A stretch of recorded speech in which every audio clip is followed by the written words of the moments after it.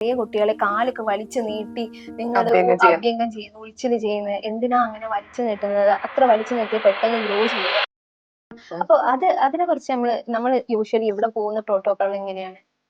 Baby അഭ്യംഗം കൊണ്ട് നമ്മൾ ഉദ്ദേശിക്കുന്നത് ജസ്റ്റ് ആ കുട്ടീനെ ഓയിൽ ചെയ്യാൻ മാത്രമേ ഉള്ളൂ. അല്ലാതെ അതിൽ സ്ട്രെച്ചിങ് എക്സസൈസസും മൂവ്മെന്റ്സ് അങ്ങനെ ഒന്നും ഇല്ല.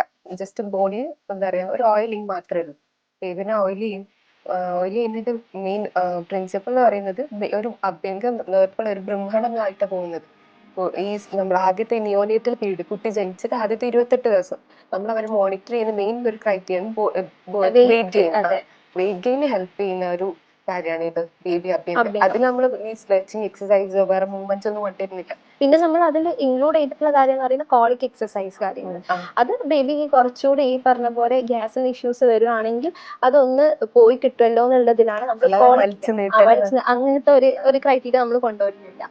പിന്നെ നമ്മൾ ഈ പറഞ്ഞ പോലെ ബേബിക്ക് യൂസ് ചെയ്യുകയാണെങ്കിൽ according to the condition of the ബേബിയാണ് നമ്മൾ ഓയിൽ യൂസ് ചെയ്യുന്നത്. എല്ലാ ബേബീസിനും ഒരേപോലെ ഒരേ ഓയിൽ അല്ല. ഇപ്പം ലാക്ഷാദിയാണ് നമ്മൾ യൂഷ്വലി യൂസ് ചെയ്യാറ്. അതല്ലാന്നുണ്ടെങ്കിൽ നാൽപ്പവൽ അത് യൂസ് ചെയ്യും. അല്ലാന്നുണ്ടെങ്കിൽ ദിനേശ് വല്യാതി. ഈ ഒരു ബേബീന്റെ കണ്ടീഷൻ നോക്കിയിട്ട് നമ്മൾ ഓരോരോ ബേബിക്ക് പറ്റിയിട്ടുള്ള ഓയിൽസ് വെച്ചിട്ടാണ് ബേബീനെ അഭ്യംഗം ചെയ്യാറ്.